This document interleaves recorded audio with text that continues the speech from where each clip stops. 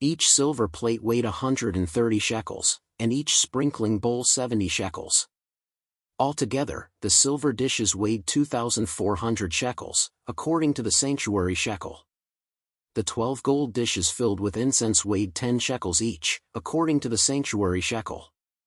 Altogether, the gold dishes weighed 120 shekels. The total number of animals for the burnt offering came to 12 young bulls, 12 rams and 12 male lambs a year old, together with their grain offering. 12 male goats were used for the sin offering. The total number of animals for the sacrifice of the fellowship offering came to 24 oxen, 60 rams, 60 male goats and 60 male lambs a year old. These were the offerings for the dedication of the altar after it was anointed. When Moses entered the tent of meeting to speak with the Lord, he heard the voice speaking to him from between the two cherubim above the atonement cover on the Ark of the Covenant law.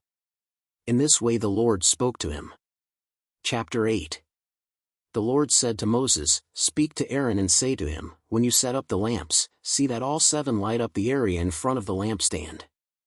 Aaron did so. He set up the lamps so that they faced forward on the lampstand, just as the Lord commanded Moses. This is how the lampstand was made. It was made of hammered gold, from its base to its blossoms. The lampstand was made exactly like the pattern the Lord had shown Moses. The Lord said to Moses, "Take the Levites from among all the Israelites and make them ceremonially clean. To purify them, do this: sprinkle the water of cleansing on them, then have them shave their whole bodies and wash their clothes. And so they will purify themselves. Have them take a young bull with its grain offering of the finest flour mixed with olive oil, then you are to take a second young bull for a sin offering. Bring the Levites to the front of the tent of meeting and assemble the whole Israelite community. You are to bring the Levites before the Lord, and the Israelites are to lay their hands on them. Aaron is to present the Levites before the Lord as a wave offering from the Israelites, so that they may be ready to do the work of the Lord. Then the Levites are to lay their hands on the heads of the bulls, using one for a sin offering to the Lord and the other for a burnt offering, to make atonement for the Levites. Have the Levites stand in front of Aaron and his sons and then present them as a wave offering to the Lord.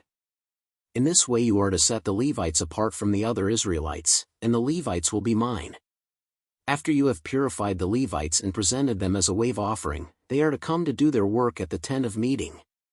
They are the Israelites who are to be given wholly to me. I have taken them as my own in place of the firstborn, the first male offspring from every Israelite woman. Every firstborn male in Israel, whether human or animal, is mine. When I struck down all the firstborn in Egypt, I set them apart for myself. And I have taken the Levites in place of all the firstborn sons in Israel. From among all the Israelites, I have given the Levites as gifts to Aaron and his sons to do the work at the tent of meeting on behalf of the Israelites and to make atonement for them so that no plague will strike the Israelites when they go near the sanctuary. Moses, Aaron and the whole Israelite community did with the Levites just as the Lord commanded Moses. The Levites purified themselves and washed their clothes. Then Aaron presented them as a wave offering before the Lord and made atonement for them to purify them. After that, the Levites came to do their work at the tent of meeting under the supervision of Aaron and his sons. They did with the Levites just as the Lord commanded Moses. The Lord said to Moses, "This applies to the Levites. Men 25 years old or more shall come to take part in the work at the tent of meeting, but at the age of 50, they must retire from their regular service and work no longer. They may assist their brothers in performing their duties at the tent of meeting, but they themselves must not do the work. This, then, is how you are to assign the responsibilities of the Levites." Chapter 9. The Lord spoke to Moses in the desert of Sinai in the first month of the second year after they came out of Egypt. He said, "Have the Israelites celebrate the Passover at the appointed time. Celebrate it at the appointed time, at twilight on the 14th day of this month, in accordance with all its rules and regulations." So Moses told the Israelites to celebrate the Passover, and they did so in the desert of Sinai at twilight on the 14th day of the first month. The Israelites did everything just as the Lord commanded Moses. But some of them could not celebrate the Passover on that day because they were ceremonially unclean on account of a dead body. So they came to Moses and Aaron that same day and said to Moses, "We have become unclean because of a dead body, "But why should we be kept from presenting the Lord's offering with the other Israelites at the appointed time?" Moses answered them, "Wait until I find out what the Lord commands concerning you." Then the Lord said to Moses, "Tell the Israelites, when any of you or your descendants are unclean because of a dead body or are away on a journey, they are still to celebrate the Lord's Passover, but they are to do it on the 14th day of the second month at twilight. They are to eat the lamb, together with unleavened bread and bitter herbs. They must not leave any of it till morning or break any of its bones. When they celebrate the Passover, they must follow all the regulations. But if anyone who is ceremonially clean and not on a journey fails to celebrate the Passover, they must be cut off from their people for not presenting the Lord's offering at the appointed time. They will bear the consequences of their sin. A foreigner residing among you is also to celebrate the Lord's Passover in accordance with its rules and regulations. You must have the same regulations for both the foreigner and the native-born. On the day the tabernacle, the tent of the covenant law, was set up, the cloud covered it. From evening till morning the cloud above the tabernacle looked like fire. That is how it continued to be, the cloud covered it, and at night it looked like fire. Whenever the cloud lifted from above the tent, the Israelites set out, wherever the cloud settled, the Israelites encamped. At the Lord's command the Israelites set out, and at his command they encamped. As long as the cloud stayed over the tabernacle, they remained in camp. When the cloud remained over the tabernacle a long time, the Israelites obeyed the Lord's order and did not set out. Sometimes the cloud was over the tabernacle only a few days. At the Lord's command they would encamp, and then at his command they would set out. Sometimes the cloud stayed only from evening till morning, and when it lifted in the morning, they set out. Whether by day or by night, whenever the cloud lifted, they set out.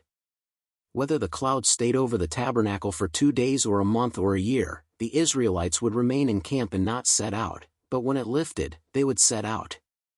At the Lord's command they encamped, and at the Lord's command they set out. They obeyed the Lord's order, in accordance with his command through Moses. Chapter 10 The Lord said to Moses, "Make 2 trumpets of hammered silver, and use them for calling the community together and for having the camps set out. When both are sounded, the whole community is to assemble before you at the entrance to the tent of meeting. If only one is sounded, the leaders, the heads of the clans of Israel, are to assemble before you. When a trumpet blast is sounded, the tribes camping on the east are to set out. At the sounding of a second blast, the camps on the south are to set out. The blast will be the signal for setting out. To gather the assembly, blow the trumpets, but not with the signal for setting out. The sons of Aaron, the priests, are to blow the trumpets. This is to be a lasting ordinance for you and the generations to come. When you go into battle in your own land against an enemy who is oppressing you, sound a blast on the trumpets. Then you will be remembered by the Lord your God and rescued from your enemies. Also at your times of rejoicing, your appointed festivals and new moon feasts, you are to sound the trumpets over your burnt offerings and fellowship offerings, and they will be a memorial for you before your God. I am the Lord your God. On the 20th day of the second month of the second year, the cloud lifted from above the tabernacle of the covenant law. Then the Israelites set out from the desert of Sinai and traveled from place to place until the cloud came to rest in the desert of Paran. They set out, this first time, at the Lord's command through Moses. The divisions of the camp of Judah went first, under their standard.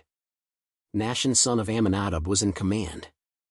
Nethanel son of Zur was over the division of the tribe of Issachar, and Eliab son of Helon was over the division of the tribe of Zebulun. Then the tabernacle was taken down, and the Gershonites and Merarites, who carried it, set out. The divisions of the camp of Reuben went next, under their standard. Elizur son of Shadur was in command. Shalumiel son of Zurishaddai was over the division of the tribe of Simeon, and Eliasaph son of Duel was over the division of the tribe of Gad. Then the Kohathites set out, carrying the holy things. The tabernacle was to be set up before they arrived. The divisions of the camp of Ephraim went next, under their standard. Elishama son of Ammihud was in command. Gamaliel son of Pedasur was over the division of the tribe of Manasseh, and Abidan son of Gideoni was over the division of the tribe of Benjamin. Finally, as the rear guard for all the units, the divisions of the camp of Dan set out under their standard. Ahiezer son of Ammishaddai was in command. Pagiel son of Ochran was over the division of the tribe of Asher, and Ahira son of Anan was over the division of the tribe of Naphtali. This was the order of march for the Israelite divisions as they set out. Now Moses said to Hobab son of Ruel the Midianite, Moses' father-in-law, we are setting out for the place about which the Lord said, I will give it to you. Come with us and we will treat you well, for the Lord has promised good things to Israel. He answered, No, I will not go, I am going back to my own land and my own people. But Moses said, Please do not leave us. You know where we should camp in the wilderness, and you can be our eyes. If you come with us, we will share with you whatever good things the Lord gives us. So they set out from the mountain of the Lord and traveled for 3 days. The ark of the covenant of the Lord went before them during those 3 days to find them a place to rest. The cloud of the Lord was over them by day when they set out from the camp. Whenever the ark set out, Moses said, Rise up, Lord. May your enemies be scattered. May your foes flee before you. Whenever it came to rest, he said, Return, Lord, to the countless thousands of Israel. Chapter 11. Now the people complained about their hardships in the hearing of the Lord, and when he heard them his anger was aroused. Then fire from the Lord burned among them and consumed some of the outskirts of the camp. When the people cried out to Moses, he prayed to the Lord and the fire died down. So that place was called Taberah, because fire from the Lord had burned among them. The rabble with them began to crave other food, and again the Israelites started wailing and said, If only we had meat to eat.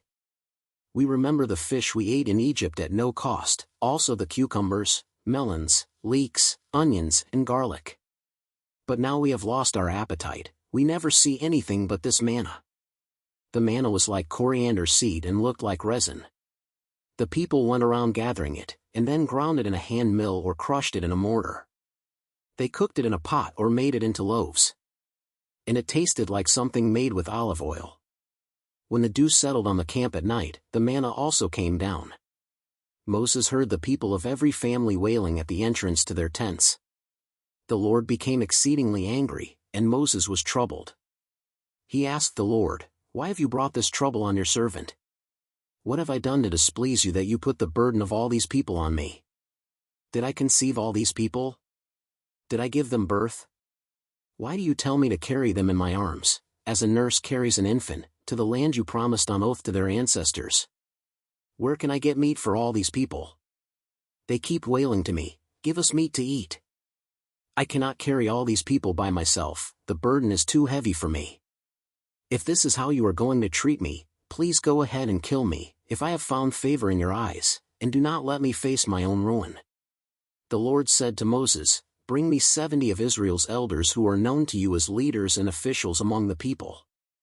Have them come to the tent of meeting, that they may stand there with you. I will come down and speak with you there, and I will take some of the power of the Spirit that is on you and put it on them. They will share the burden of the people with you so that you will not have to carry it alone. Tell the people, Consecrate yourselves in preparation for tomorrow, when you will eat meat. The Lord heard you when you wailed, If only we had meat to eat.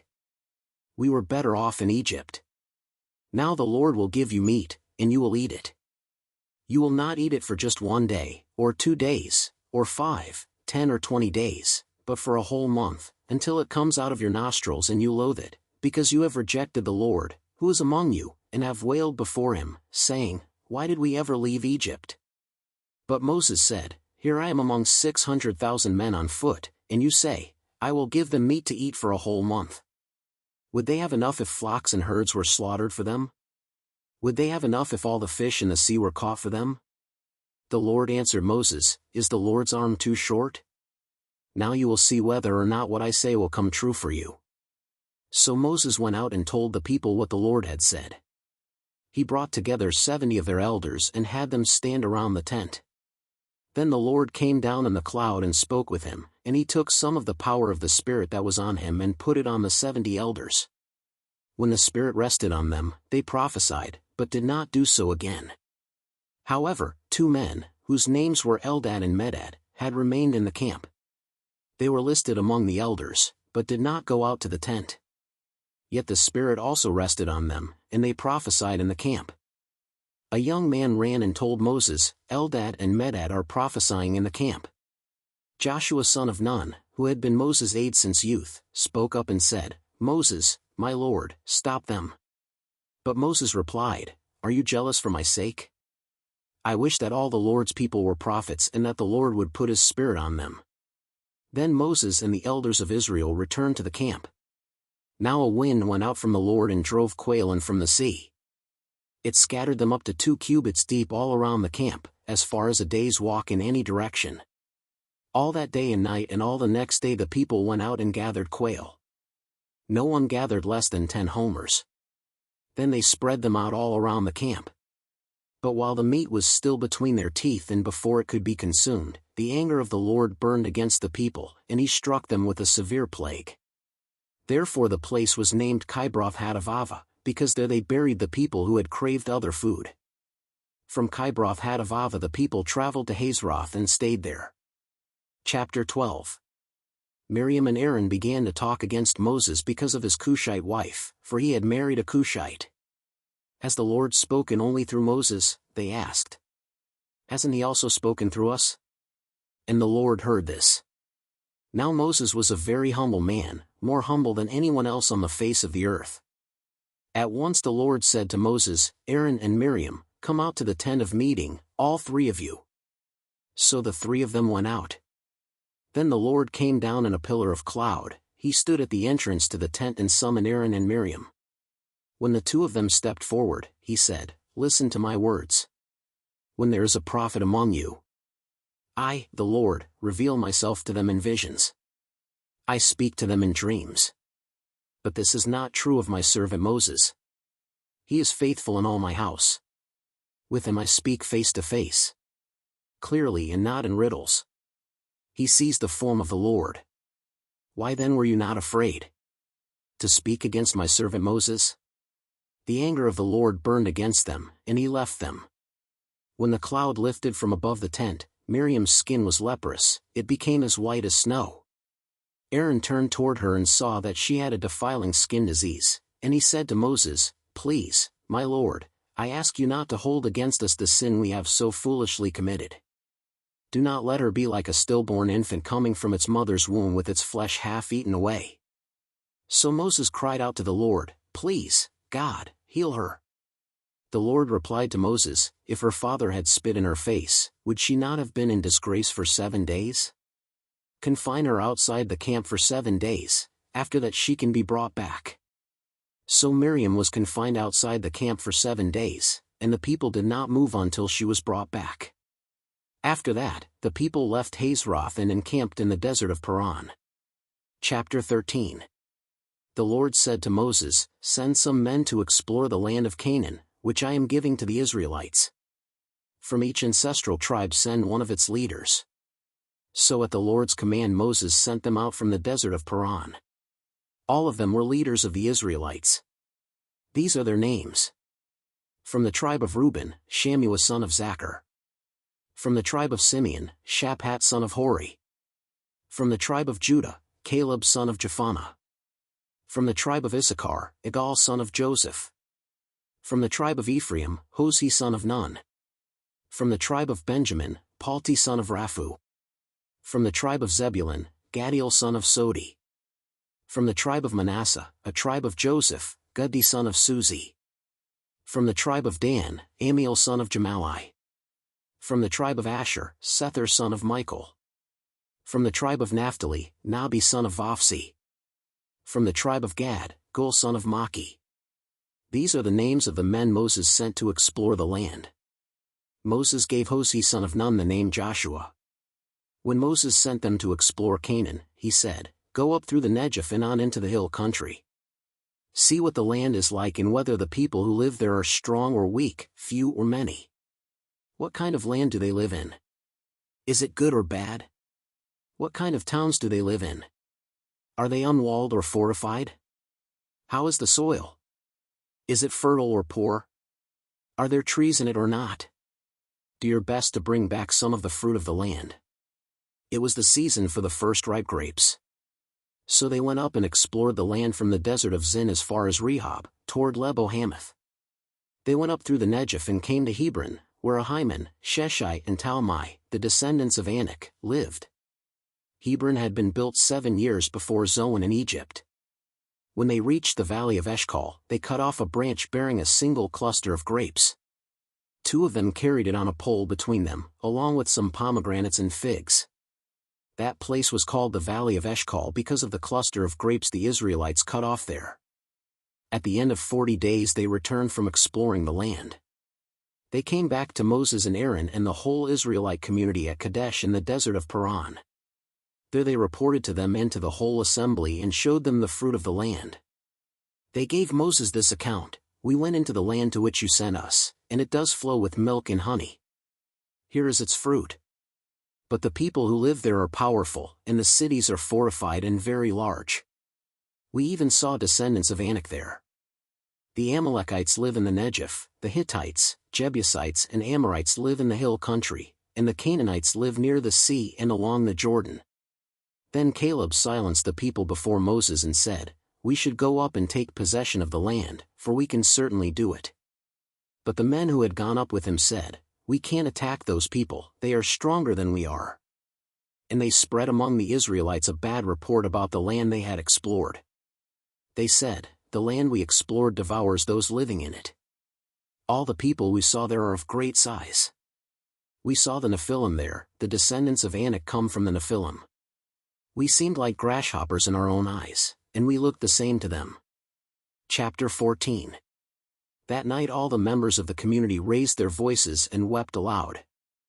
All the Israelites grumbled against Moses and Aaron, and the whole assembly said to them, "If only we had died in Egypt, or in this wilderness.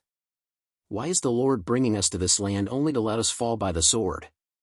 Our wives and children will be taken as plunder. Wouldn't it be better for us to go back to Egypt?" And they said to each other, "We should choose a leader and go back to Egypt." Then Moses and Aaron fell face down in front of the whole Israelite assembly gathered there. Joshua son of Nun and Caleb son of Jephunneh, who were among those who had explored the land, tore their clothes and said to the entire Israelite assembly, "The land we passed through and explored is exceedingly good. If the Lord is pleased with us, he will lead us into that land, a land flowing with milk and honey, and will give it to us. Only do not rebel against the Lord. And do not be afraid of the people of the land, because we will devour them. Their protection is gone, but the Lord is with us. Do not be afraid of them." But the whole assembly talked about stoning them. Then the glory of the Lord appeared at the tent of meeting to all the Israelites. The Lord said to Moses, "How long will these people treat me with contempt? How long will they refuse to believe in me, in spite of all the signs I have performed among them? I will strike them down with a plague and destroy them, but I will make you into a nation greater and stronger than they." Moses said to the Lord, "Then the Egyptians will hear about it. By your power you brought these people up from among them. And they will tell the inhabitants of this land about it. They have already heard that you, Lord, are with these people and that you, Lord, have been seen face to face, that your cloud stays over them, and that you go before them in a pillar of cloud by day and a pillar of fire by night. If you put all these people to death, leaving none alive, the nations who have heard this report about you will say, 'The Lord was not able to bring these people into the land he promised them on oath, so he slaughtered them in the wilderness.' Now may the Lord's strength be displayed, just as you have declared. The Lord is slow to anger, abounding in love and forgiving sin and rebellion. Yet he does not leave the guilty unpunished, he punishes the children for the sin of the parents to the 3rd and 4th generation. In accordance with your great love, forgive the sin of these people, just as you have pardoned them from the time they left Egypt until now."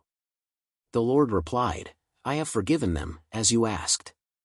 Nevertheless, as surely as I live and as surely as the glory of the Lord fills the whole earth, not one of those who saw my glory and the signs I performed in Egypt and in the wilderness but who disobeyed me and tested me 10 times, not one of them will ever see the land I promised on oath to their ancestors. No one who has treated me with contempt will ever see it. But because my servant Caleb has a different spirit and follows me wholeheartedly, I will bring him into the land he went to, and his descendants will inherit it. Since the Amalekites and the Canaanites are living in the valleys, turn back tomorrow and set out toward the desert along the route to the Red Sea."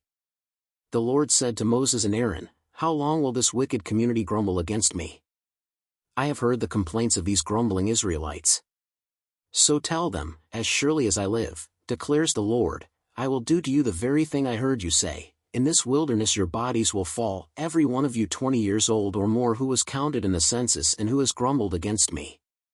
Not one of you will enter the land I swore with uplifted hand to make your home, except Caleb son of Jephunneh and Joshua son of Nun. As for your children that you said would be taken as plunder, I will bring them in to enjoy the land you have rejected. But as for you, your bodies will fall in this wilderness. Your children will be shepherds here for 40 years, suffering for your unfaithfulness, until the last of your bodies lies in the wilderness.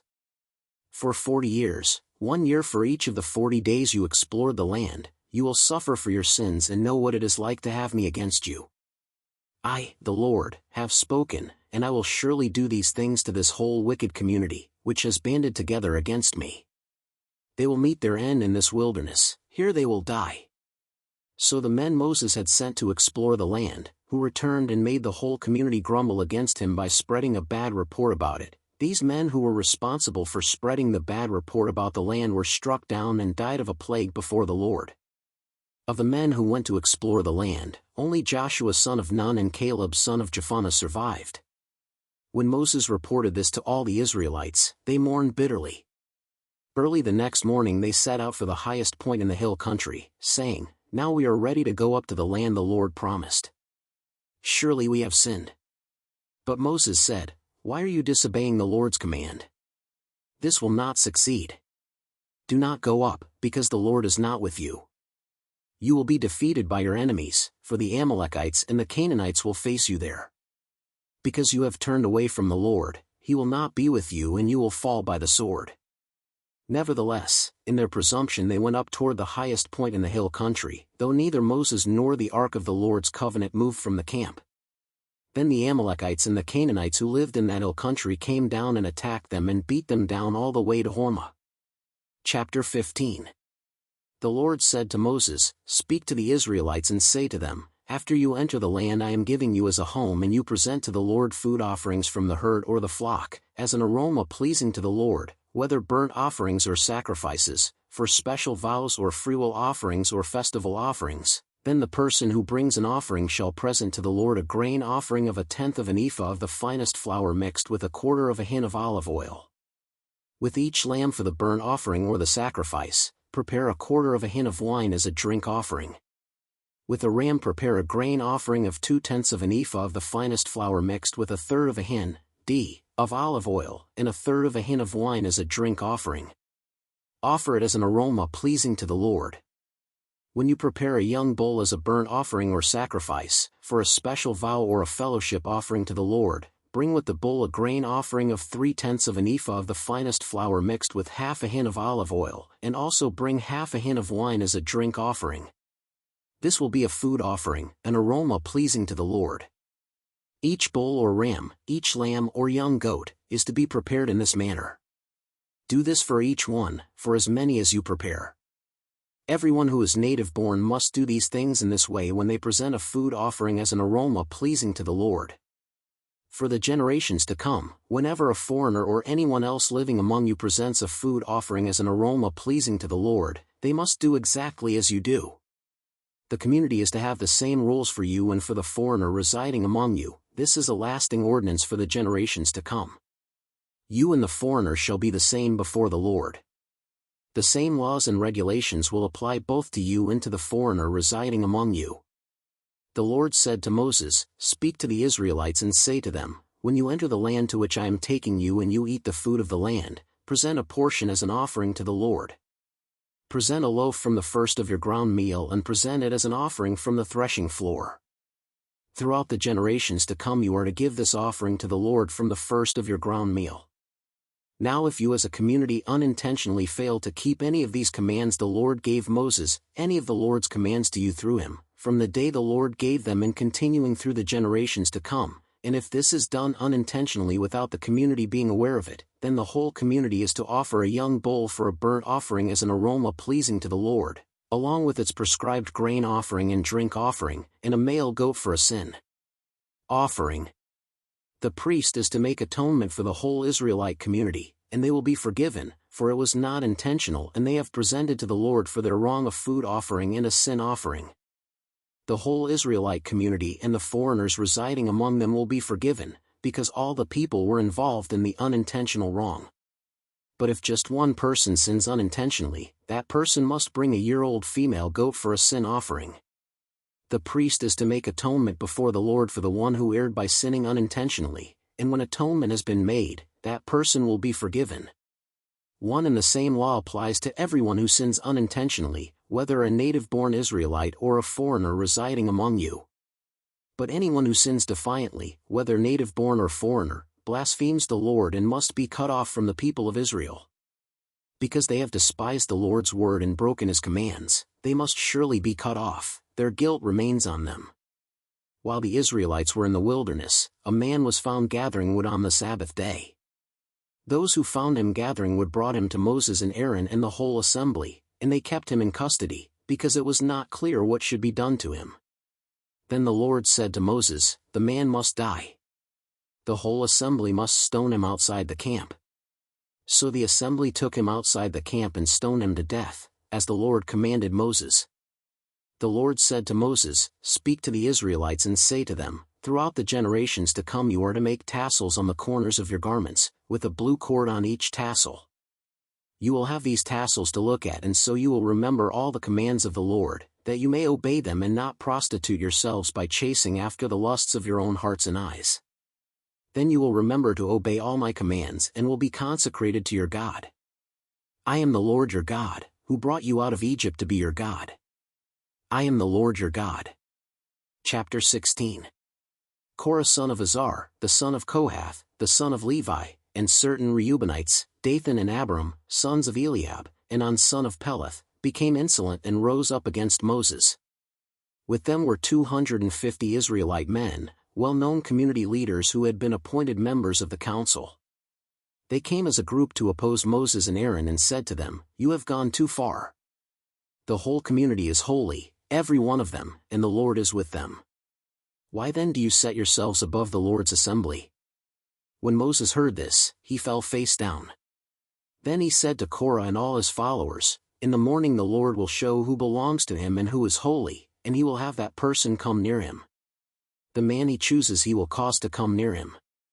You, Korah, and all your followers are to do this. Take censers and tomorrow put burning coals and incense in them before the Lord. The man the Lord chooses will be the one who is holy. You Levites have gone too far." Moses also said to Korah, "Now listen, you Levites.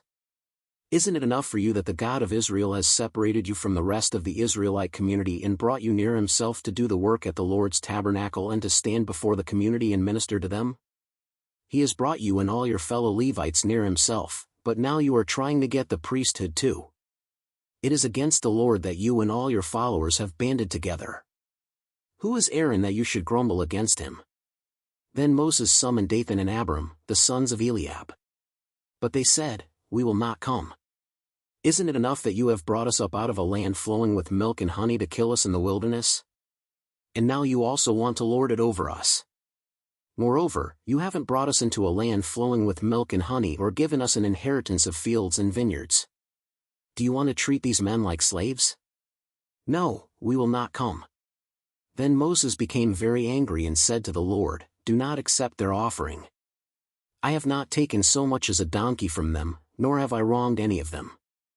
Moses said to Korah, "You and all your followers are to appear before the Lord tomorrow, you and they and Aaron.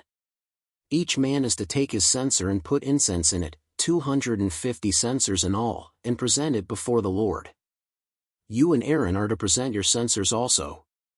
So each of them took his censer, put burning coals and incense in it, and stood with Moses and Aaron at the entrance to the tent of meeting. When Korah had gathered all his followers in opposition to them at the entrance to the tent of meeting, the glory of the Lord appeared to the entire assembly. The Lord said to Moses and Aaron, "Separate yourselves from this assembly so I can put an end to them at once." But Moses and Aaron fell face down and cried out, "O God, the God who gives breath to all living things, will you be angry with the entire assembly when only one man sins?" Then the Lord said to Moses, "Say to the assembly, move away from the tents of Korah, Dathan and Abiram. Moses got up and went to Dathan and Abiram, and the elders of Israel followed him. He warned the assembly, "Move back from the tents of these wicked men.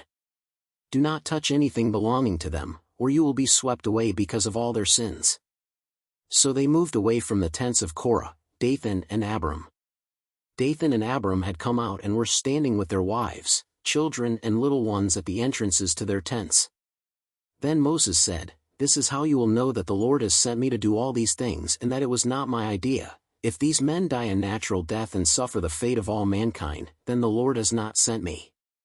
But if the Lord brings about something totally new, and the earth opens its mouth and swallows them, with everything that belongs to them, and they go down alive into the realm of the dead, then you will know that these men have treated the Lord with contempt."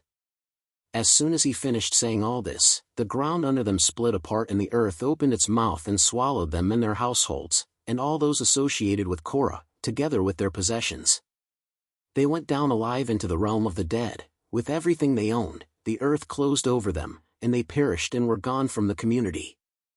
At their cries, all the Israelites around them fled, shouting, "The earth is going to swallow us too." And fire came out from the Lord and consumed the 250 men who were offering the incense. The Lord said to Moses, "Tell Eleazar son of Aaron, the priest, to remove the censers from the charred remains and scatter the coals some distance away, for the censers are holy, the censers of the men who sinned at the cost of their lives. Hammer the censers into sheets to overlay the altar, for they were presented before the Lord and have become holy. Let them be a sign to the Israelites." So Eleazar the priest collected the bronze censers brought by those who had been burned to death, and he had them hammered out to overlay the altar, as the Lord directed him through Moses. This was to remind the Israelites that no one except a descendant of Aaron should come to burn incense before the Lord, or he would become like Korah and his followers. The next day the whole Israelite community grumbled against Moses and Aaron. "You have killed the Lord's people," they said. But when the assembly gathered in opposition to Moses and Aaron and turned toward the tent of meeting, suddenly the cloud covered it and the glory of the Lord appeared. Then Moses and Aaron went to the front of the tent of meeting, and the Lord said to Moses, "Get away from this assembly so I can put an end to them at once." And they fell face down. Then Moses said to Aaron, "Take your censer and put incense in it, along with burning coals from the altar, and hurry to the assembly to make atonement for them. Wrath has come out from the Lord, the plague has started." So Aaron did as Moses said, and ran into the midst of the assembly. The plague had already started among the people, but Aaron offered the incense and made atonement for them. He stood between the living and the dead, and the plague stopped. But 14,700 people died from the plague, in addition to those who had died because of Korah.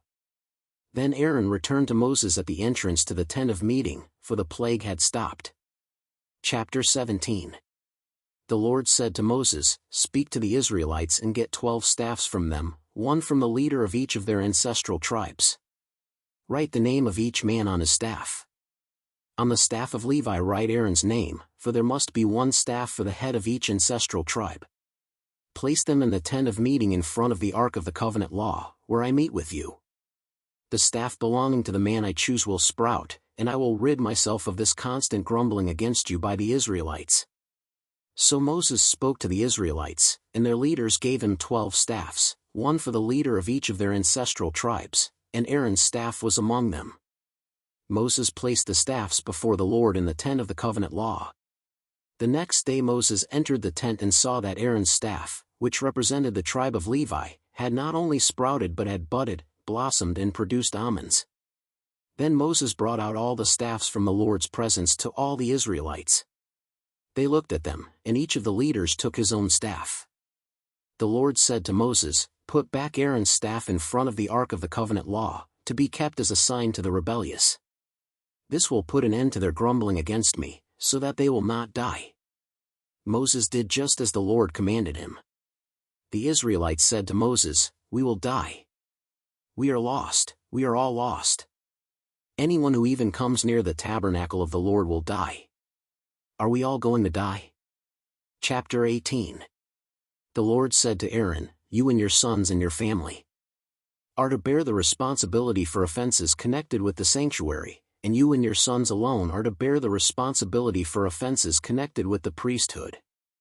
Bring your fellow Levites from your ancestral tribe to join you and assist you when you and your sons minister before the tent of the covenant law. They are to be responsible to you and are to perform all the duties of the tent, but they must not go near the furnishings of the sanctuary or the altar. Otherwise both they and you will die. They are to join you and be responsible for the care of the tent of meeting, all the work at the tent, and no one else may come near where you are. You are to be responsible for the care of the sanctuary and the altar, so that my wrath will not fall on the Israelites again. I myself have selected your fellow Levites from among the Israelites as a gift to you, dedicated to the Lord to do the work at the tent of meeting. But only you and your sons may serve as priests in connection with everything at the altar and inside the curtain. I am giving you the service of the priesthood as a gift. Anyone else who comes near the sanctuary is to be put to death.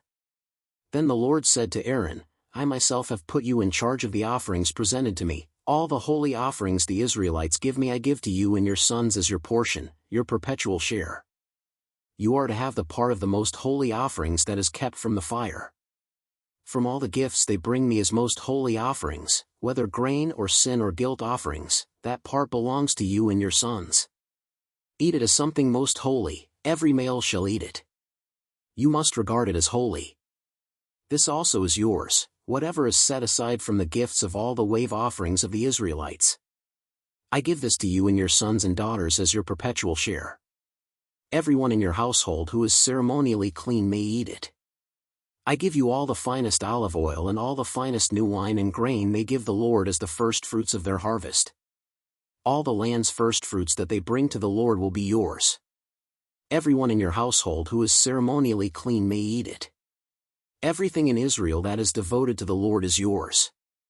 The first offspring of every womb, both human and animal, that is offered to the Lord is yours. But you must redeem every firstborn son and every firstborn male of unclean animals.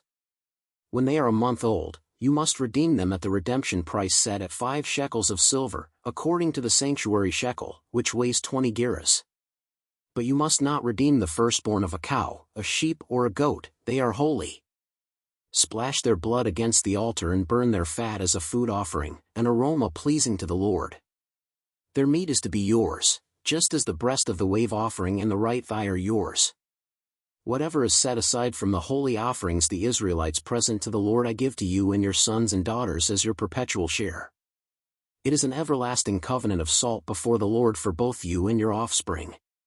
The Lord said to Aaron, You will have no inheritance in their land, nor will you have any share among them. I am your share and your inheritance among the Israelites. I give to the Levites all the tithes in Israel as their inheritance in return for the work they do while serving at the tent of meeting. From now on the Israelites must not go near the tent of meeting, or they will bear the consequences of their sin and will die.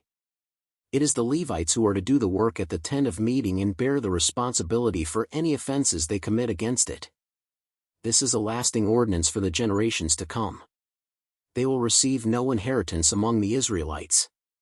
Instead, I give to the Levites as their inheritance the tithes that the Israelites present as an offering to the Lord.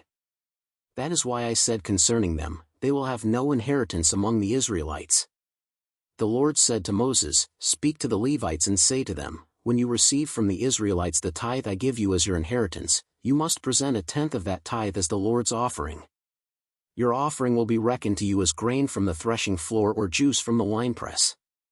In this way you also will present an offering to the Lord from all the tithes you receive from the Israelites. From these tithes you must give the Lord's portion to Aaron the priest.